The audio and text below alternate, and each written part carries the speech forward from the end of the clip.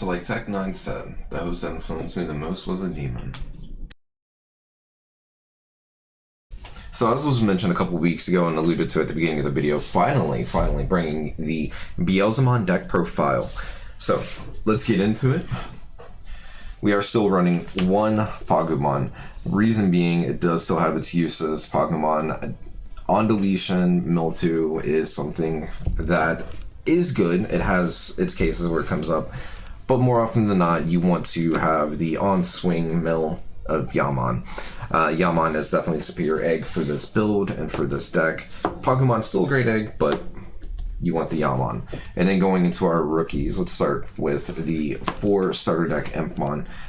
Running 4 of it because it is one that we want to see coming out of Raising or being played off of effects to then swing and go into a Beelzemon, because you do get your trash fairly quick. And then the next 4 of is an obvious with the EX2 Impmon. The first variant I was playing 3 of. I realized that I needed the 4 of because milling more cards is great, and you can control how many you mill because it does say up to 3. So you could choose to mill 0 if you're that low, or you can choose to mill the max 3. The next 4 of then is going to be the X Antibody Impmon. X Antibody is a very good mechanic because of the amount of cards you can draw off of it, so you just kind of cycle putting it onto an Impmon, or you can use it onto the back if you really need to. But the on play from the different effects, or the on evolution if you already have an Imp out, to trash an option and get one of your pieces back, helps with the grave recursion themes of the deck. And then the final rookie is just 1, 2, and 3 BT2 Impmon.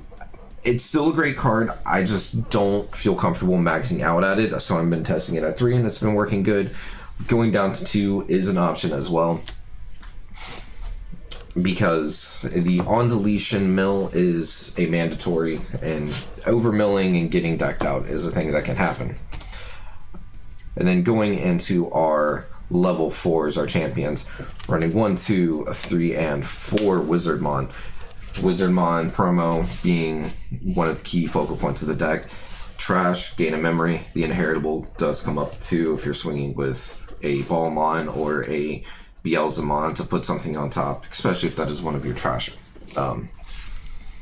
swing Beelzemons. But more often than not, you just want to see it coming out of the top of your deck. And then only 3 of the X Antibody. This is where I would say to up to a 4th one for the Impmon if you decide to go 2. But I'm comfortable with it at 3. If you need a blocker in a pinch, it's something that you can use as a blocker. But evolving, trashing 2, and then having the inheritable of on-swing trash 2. It's basically your upgrade to Witchmon from the prior meta. Going into our level 5s, we're running 1 Ballmon X Antibody because I'm not playing the option. I don't need to recur the option, but I still want to put cards in trash, and the inheritable does come up well. And sometimes there are fringe cases where you want to put it onto the Ballmon, which we're running 4 of. The on to devolve, trash 3, gain the ability to on deletion for a turn cycle, get a Beelzemon, and then the inheritable does come up for swinging over things. It is your key level 5 and the best one to go into, obviously. And then going into our level 6s, we have 2 of the starter deck Beelzemon. This is the one that you want to try and end games with. You can take small hits with the other one, but this one you're going to close out games much quicker. Plus the memory swing back is very, very good. And then 2 of the EX2 Beelzemon. It is still a great and phenomenal card.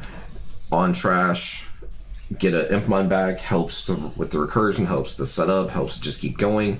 And then the evolution and on swing just add more cards to trash.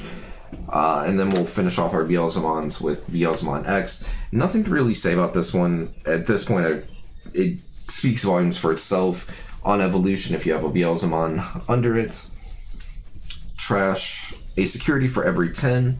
It goes into game enders. And then my little tech option is actually 1 Creepymon. It works great in the mirror match because now you get to control the pace of milling. Sure, you're going to have some unoptimal ones where you mill them and they get some effects off, but milling cards gets them closer to deck out, which is an option. It also helps against very bad matchups that also like to draw a lot of cards like Chaosdramon. And then going into our level 7s, we play 2. We play 1 Blast Mode and 1 Death X. I don't feel you need more than 1 Blast Mode. I've seen lists that run 2. 2 is fine. But I think 1 is honestly perfectly fine. If you see Insecurity, you're just going to get it back. If you draw it, you're just going to use it. If you trash it, you're just going to get it back. Same with Death X with a lot of cases. If it's trash and security, you have ways to get it back. If it's trash from your deck, you have ways to get it back. And with Hunter being a thing, Crosshair being a thing, and Digivolving being as prevalent as it is for certain matchups, it's a great card to have as another tech option. And then going into our options now. A lot of option talk here. Running 1/7 full cluster, going into an X antibody Beelzemon to get the effect is great, but this is also lets you synergize a little bit with the Impmon X because you can trash it from your hand, put it into your trash, and then it's ready to go and live. But if you have to use it from hand, you're not unhappy with it. You're not unhappy seeing it out of security. And then 2 Mismemory Boost, the purple staple. It does what you need it to do. It puts cards into your trash and it draws you a card. And then you've got Memory later. I mean, enough said about that one. And then to round off the options is the staples for Beelzemon, 4 Rivals Barrage, 4 Deathslinger. I've seen some lists that are running like 3 and 3 or different variants. Myself being somebody who wasn't sold on this at 4 of, immediately realized I need this at 4. So whether you see it in hand, see it in trash, getting trashed, or see it out of security, the effects for both of these are phenomenal. Deathslinger is an incredibly versatile removal piece. It's low cost and it just gets bigger with the more cards you're adding to trash. Plus, if you mill it, you gain a memory. Just like a Wizardmon, Rivals Barrage is one of your ways to just recur your things over and over and over again. It's a way to get a Death X back, it's a way to get any piece that you need back, and it's just removal. And then to finish things off, 3 Ian Mako from the starter deck. I was originally playing 2 Ian Mako from the starter and then 1 of the Memory Setter one. I realized that while it does have some fringe uses with its Mill and Beelzemon Blast Mode effects, I would rather have the third one to be able to tutor for something, as well as synergize with the evolution, stack a card on top, and then get the ball rolling.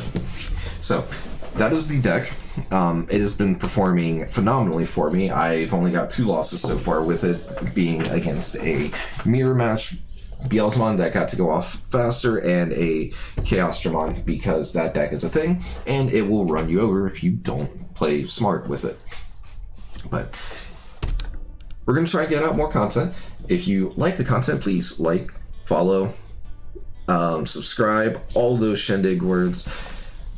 If you didn't like the comment, leave me a message where I can improve. We are live multiple days a week over on Twitch if you want to come hang out. We play card games, we play RPGs. But have a good rest of the day. Later.